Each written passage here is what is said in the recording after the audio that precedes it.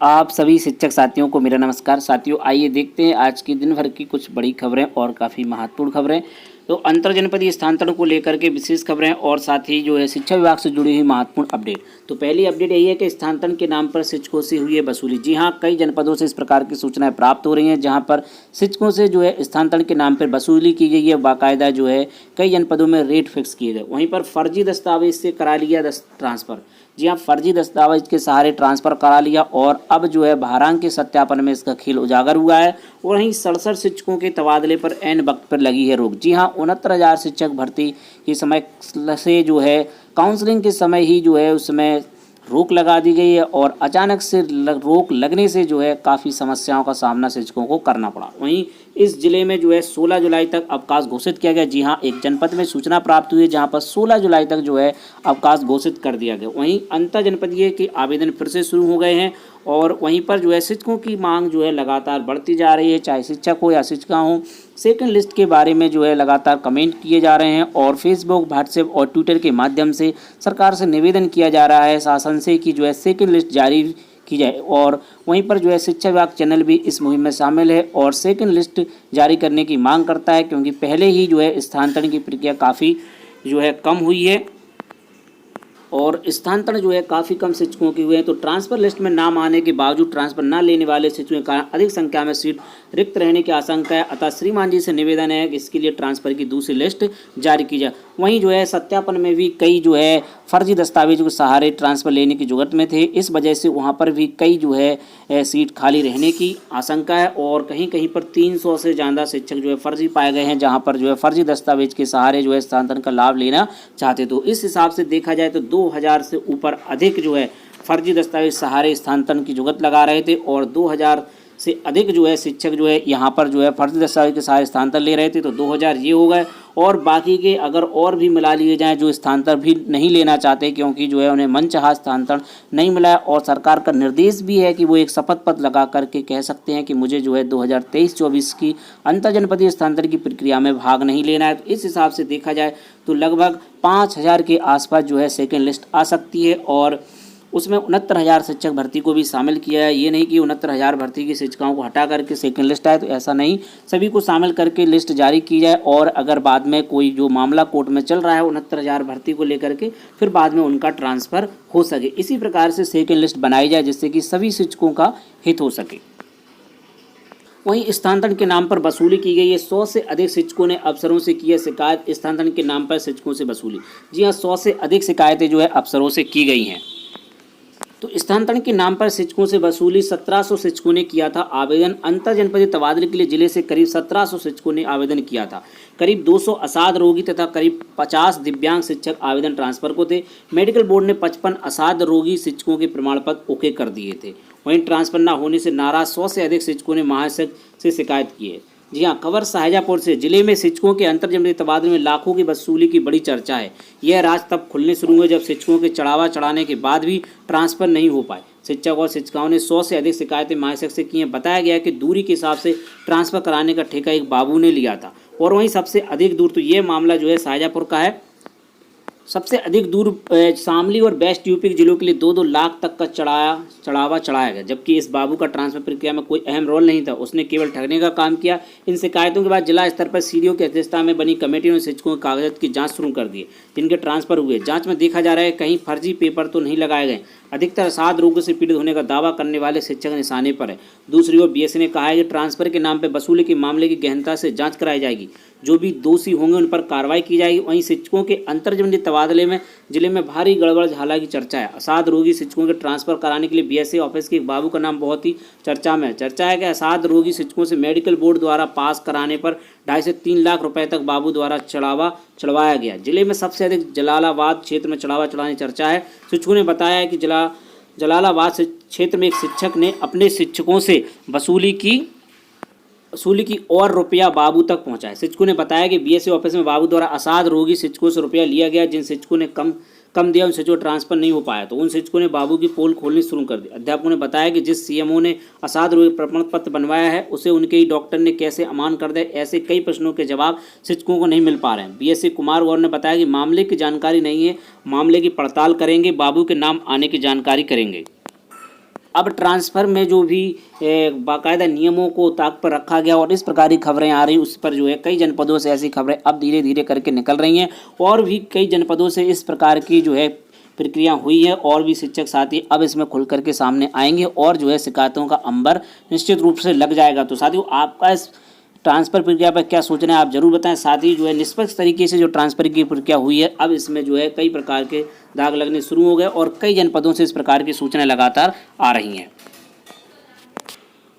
और वहीं कई जनपदों में इस प्रकार की खबरें आ रही। श्रावस्ती इस खबर है कि कूट रचित दस्तावेज लगाकर 39 शिक्षकों ने मनचाही जगह अपना तबादला करा लिया। जी हाँ, दस्तावेजों की जांच में सभी कूट रचित दस्तावेजों की स्क्रीनिंग कमेटी ने पकड़ लिया।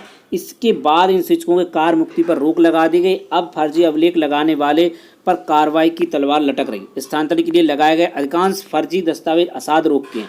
शिक्षकों के गैर जनपद स्थानांतरण के लिए 4 भारांक निर्धारित थे। दिव्यांग, एकल, असाध, साथ ही राज्यपाल और राष्ट्रपति पदक विजेता उसमें शामिल थे। इस भारांक से जिले में कुल 224 शिक्षकों का स्थानांतरण उनके मनचाही जिले के लिए हो गया, लेकिन जब उनके भारांक लगे दस्तावेजों सत्यापन जिला विकास अधिकारी स्थिति में गठित स्क्रीनिंग कमेटी ने किया तो उसमें से 39 दस्तावेज फर्जी पाए गए। जिन शिक्षकों के दस्तावेज फर्जी पाए गए उनके कार मुक्त करने पर शासन ने रोक लगा दी। तो इसी प्रकार से कई जनपदों में डाटा निकल करके आया है, कहीं पर 30, कहीं पर 35, कहीं पर 300 से अधिक जो है फर्जी दस्तावेज लगा करके ट्रांसफ़र लेने की चाह रखने वाले शिक्षकों के दस्तावेज भारांक के सत्यापन में पकड़े हैं। इस वजह से यह प्रक्रिया काफ़ी डिले होती गई और भारांक का पुनः सत्यापन करने का आदेश जो है बेसिक सचिव शिक्षा की ओर से जारी करना पड़ा था। सभी शिक्षकों के नाम सार्वजनिक, इनके दस्तावेज मिले फर्जी। असाध बीमारी तहत फर्जी दस्तावेज रश्मि, रूपम, ओझा, तो इसी प्रकार के सभी शिक्षकों के नाम यहाँ पर सार्वजनिक किए गए हैं। वहीं पर जो है किसी ने एक साथ ही एकल अभिभावक भारांक के तहत रूपम श्रीवास्तव, विजय लक्ष्मी, कृष्ण कुमार त्रिपाठी, जिन्होंने जो है एक अन्य का दस्तावेज फर्जी पाए गए। तो इस प्रकार से एकल अभिभावक और असाध रोग के जो है फर्जी प्रमाण पत्र यहाँ पर पाए गए और कई जनपदों में इसी प्रकार से फर्जी प्रमाण पत्र पाए गए। कई जनपदों में जो है आज भी जो है भारांकों का सत्यापन हो रहा है। वहीं बीएससी साहब का कहना है कि शासन के निर्देश पर होगी कार्रवाई।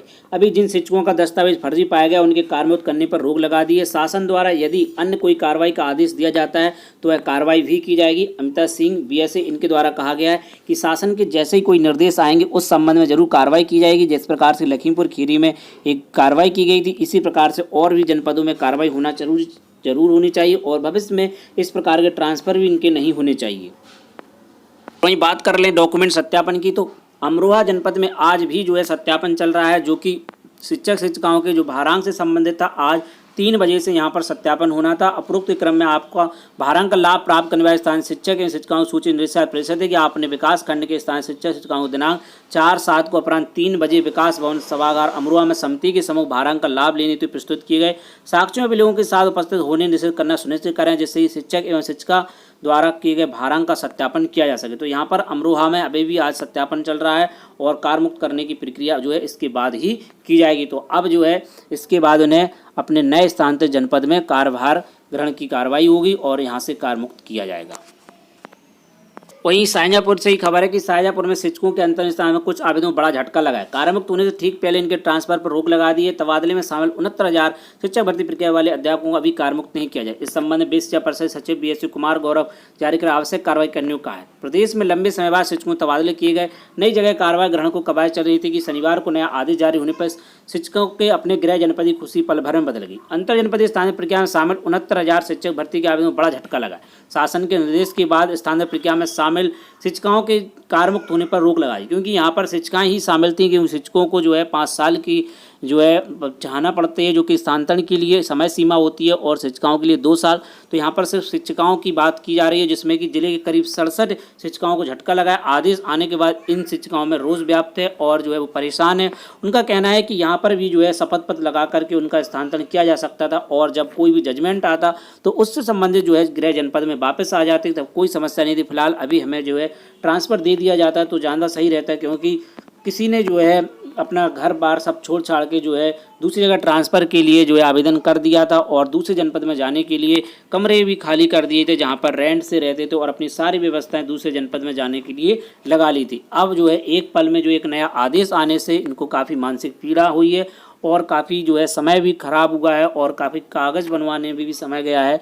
लेकिन जो है अब अचानक से आदेश आने पर जो है इन्हें काफ़ी समस्याओं का सामना करना पड़ा है। इसका सॉल्यूशन भी हो सकता था कि शपथ पत्र लगवा दिया जाता और कह दिया जाता कि जो भी जजमेंट जो है कोर्ट का आएगा उसके हिसाब से आपको जो है कार्य करना होगा, क्योंकि सभी भर्तियों में इसी प्रकार की 69,000 की पूरी भर्ती शपथ पत्र के आधार पर हुई है कि जो भी कोर्ट का ऑर्डर आएगा उसके हिसाब से कार्य किया जाएगा। तो इसमें भी किया जा सकता था, लेकिन जो है शासन स्तर पर इस पर कोई भी कार्रवाई नहीं है और अचानक से इनके जो है स्थानांतरण को रोक दिया गया।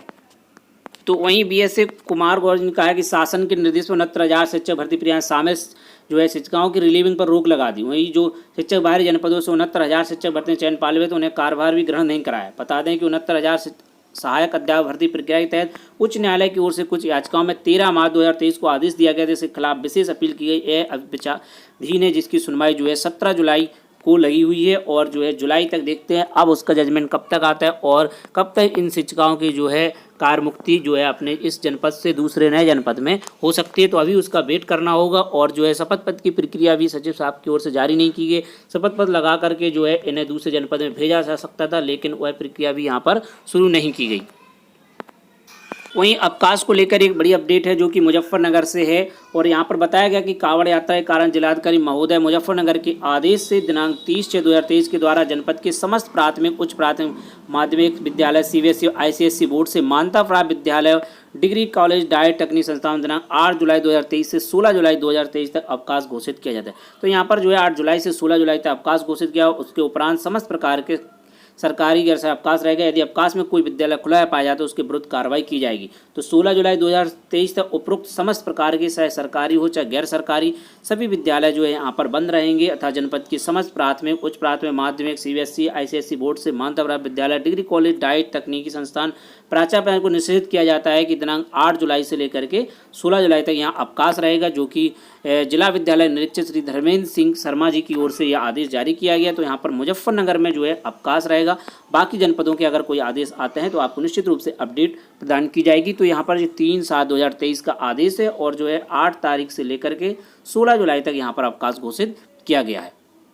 वहीं अंतर जनपदीय आवेदन फिर से शुरू होगा। जी हाँ, अंतः जनपदीय म्यूचुअल ट्रांसफर यानी जिले के अंदर के आवेदन फिर से शुरू हो गए और जिसकी लास्ट डेट जो है 12 जुलाई घोषित की गई। तो इसमें जो है जो भी शिक्षक साथी ब्लॉक के अंदर म्यूचुअल ट्रांसफर देख रहे हैं, एक ब्लॉक से दूसरे ब्लॉक में जाना चाहते हैं, उसके लिए म्यूचुअल ट्रांसफर ही एक माध्यम है और उसकी आवेदन की तिथि अब जो है 12 जुलाई 2023 घोषित हो चुकी है। तो उसके लिए सभी शिक्षक साथी अपना फॉर्म भर दें, जिससे कि अगले होने वाले जो है म्यूचुअल ट्रांसफ़र में आप भाग ले सके, चाहे 69,000 शिक्षक भर्ती की महिला हों या अन्य शिक्षक हैं जो कि अभी दूर अपने ज़िले में ही काफ़ी दूर हैं और उन्हें अगर कोई म्यूचुअल साथी मिल जाता है तो वो फॉर्म भर दें, क्योंकि 69,000 शिक्षक भर्ती की महिलाओं को इसलिए कहा जा रहा है क्योंकि अगर मान लीजिए डेट लंबी खिंचती है तो कम से कम आप अपने किसी नज़दीकी ब्लॉक में पहुंच सके, उसके लिए आप जो है ट्रांसफ़र ले सकें। क्योंकि अभी तक इस संबंध में कोई भी ऐसा आदेश नहीं है कि अंतः जनपदीय आवेदन में जो है 69,000 शिक्षक भर्ती के अभ्यर्थियों और महिलाओं को शामिल ना किया जाए, ऐसा कोई आदेश नहीं है, क्योंकि ये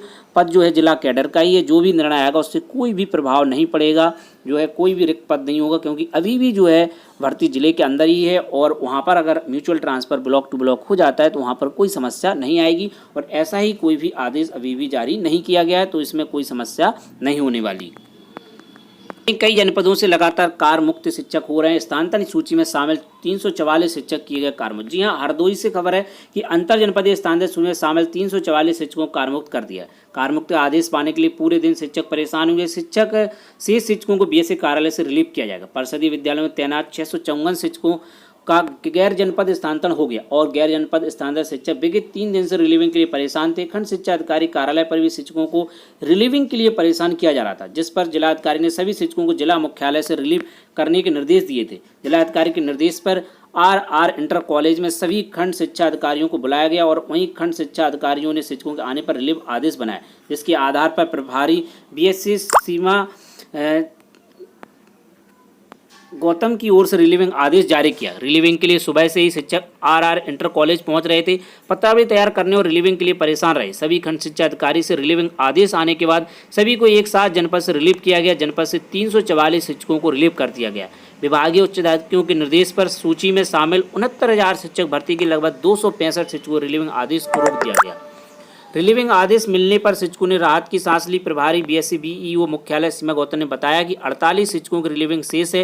इनमें से कई ऐसे हैं जो स्थानांतरण का लाभ नहीं लेना चाहते। इनमें शपथ पत्र मांगा गया है। शेष जो जाना चाहेगा उसे कार्यालय से रिलीव कर दे। तो यहाँ पर भी जो है लगभग 48 शिक्षक बताया गया जो कि रिलीविंग नहीं ले रहे। तो यहाँ पर जो है 48 शिक्षकों का डाटा निकल करके यहाँ से आ जाएगा कि जो कि रिलीविंग नहीं लेना चाहते। वहीं सरकार की पहल है कि राज्य सरकार ने व्यवस्था की है कि प्राइमरी स्कूल में लगाए जाएंगे विशेषज्ञ डॉक्टरों के शिविर। प्राइमरी स्कूल में बनेंगे दिव्यांगता प्रमाण पत्र। जिन दिव्यांग बच्चों के दिव्यांगता प्रमाण पत्र अब तक नहीं बने उसे स्कूलों में कैंप लगाकर बनाया जाएगा। समर्थ कार्यक्रम तक यह कार्य कराया जाएगा। यह कहना है श्री विजय किरण आनंद जी का, जो कि स्कूल शिक्षा महासचिव। प्रदेश की सरकारी प्राइमरी स्कूलों में पढ़ने वाले दिव्यांग बच्चों के दिव्यांग प्रमाण उनके स्कूल में ही बनेंगी। राज्य सरकार ने इसके तहत 30 अगस्त तक हर हाल में सरकारी प्राइमरी स्कूल में पढ़ने वाले ऐसे दिव्यांग बच्चे जिनका दिव्यांग प्रमाण पत्र अब तक नहीं बनाया वह स्कूल में लगने वाले मेडिकल असेसमेंट कैंप की जांच और आकलन के बाद जारी कर दी जाएंगे। इस संबंध में स्कूल महानिदेशक की ओर से सभी जिला बेसिक शिक्षा अधिकारी को निर्देश जारी कर दिए। तो अब जो है स्कूल में ही जो है दिव्यांगता प्रमाण पत्र बन जाएंगे, जिससे कि दिव्यांग बच्चों को जो है परेशानी नहीं होगी। तो साथियों ये प्रमुख अपडेट थी। और भी ऐसी अपडेट के लिए आप हमारे चैनल शिक्षा विभाग को सब्सक्राइब कर लें। साथ ही शिक्षा विभाग के ट्विटर हैंडल से भी आप जुड़ सकते हो और वहीं फेसबुक और व्हाट्सएप और टेलीग्राम चैनल के लिंक के माध्यम से आप हमसे जुड़ सकते हैं। और अभी तक अगर आपने हमारे चैनल शिक्षा विभाग को सब्सक्राइब नहीं किया है तो चैनल को सब्सक्राइब कर लें और ऐसे ही वीडियो शिक्षा विभाग से जुड़ी देखने के लिए आप हमसे जुड़ सकते हैं। तो साथियों मिलते हैं किसी नेक्स्ट वीडियो में नए अपडेट के साथ। जय हिंद।